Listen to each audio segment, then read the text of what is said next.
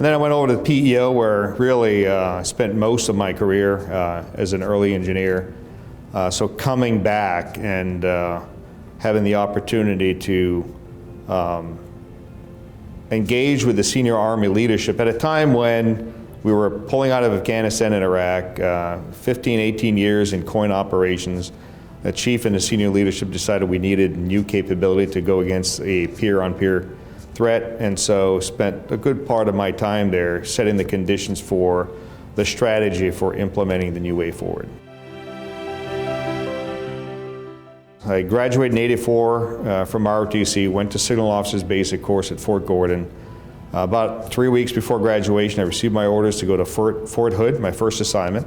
Even got a letter from the 3rd Signal Brigade commander, who was also a Norwich grad, welcoming me to the team and looking forward for me to arrive. And so mentally I was ready to go. And then about 2 weeks later, I get another set of orders, or really a call from my assignment officer. Says, well, we're changing your orders. So you get to pick from 1 of 6 places. And I'd never heard of any of them, right? So it was White Sands and Fort Huachuca EPG, Delphi, where Harry Diamond Labs was, Picatinny, Fort Monmouth was one of them. Closest to home, grew up in Maine, so I figured, well, that's not a bad place to be. And the kicker was really, I was going to be assigned to the Satellite Communications Agency. And that was a time when satellites were unique to the military and NASA, and as an electrical engineer, it just seemed like the place to be. So that's how I got here. Stayed here for 34 years, right, total. So found a great place, did my 4 years active duty, spent a lot of time in the newly formed PEO COM, all of it on the satellite communications side, or most of it. Then went to tactical radios, and from there to CERDEC and what I've talked about so far. So it's been great.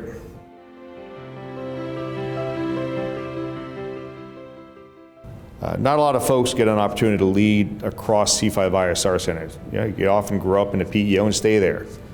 I had the opportunity to work in the PEO, in the RDEC, and the sustainment side of the house, so it's really gave me a full appreciation of everything this community has to offer. And I think it made me a better teammate as part of it as well, so that was clearly a big part of what I look back on fondly in my time here.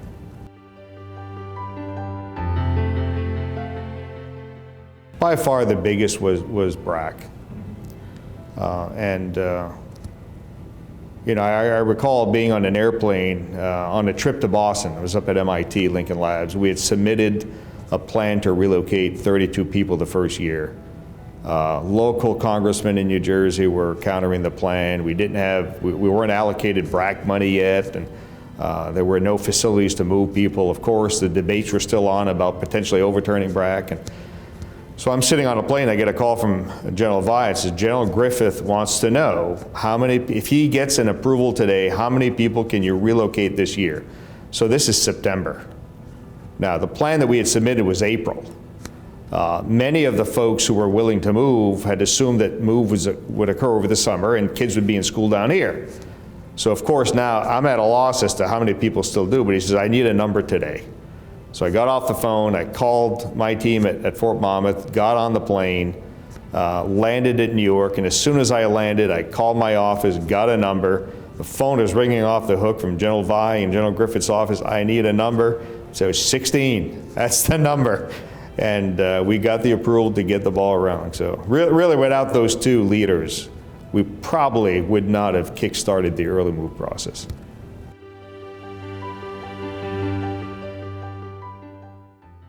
So one piece of advice would be, don't stagnate in one place. You know, take the opportunity to take new positions in other parts of the community, in and out of C5ISR Center. The more opportunities and challenges you get in your career, the more development you get professionally and personally, and the better you are at solving complex problems. So branch out, take some risks, and challenge yourself. The second one is, this is a team sport. And sometimes it feels like the world is against you, especially if you're in the PM organization, program management.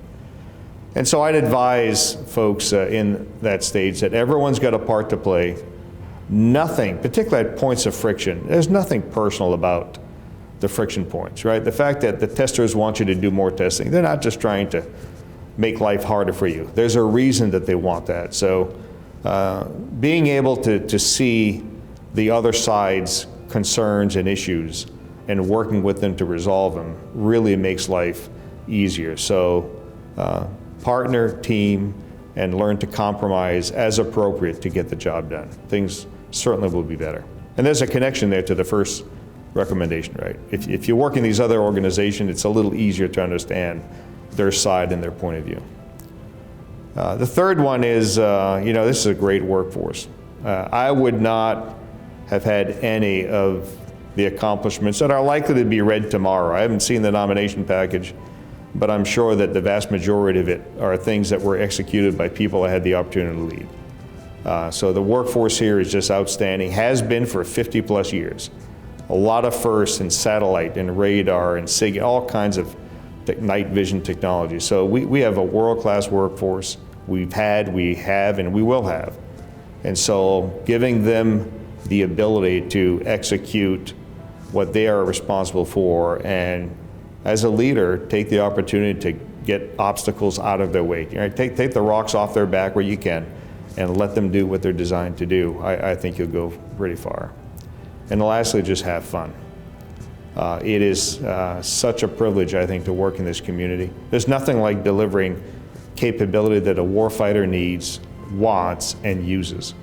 And that doesn't happen simply. The acquisition process is complicated. It's got a lot of regulation and policy, and it seems like, Congress tries to help every now and then, and usually it's more laws and more constraints, but in the end, it really is a satisfying job. If you don't take it personally and just work as hard as you can and work with the team, you really can have a lot of fun doing this.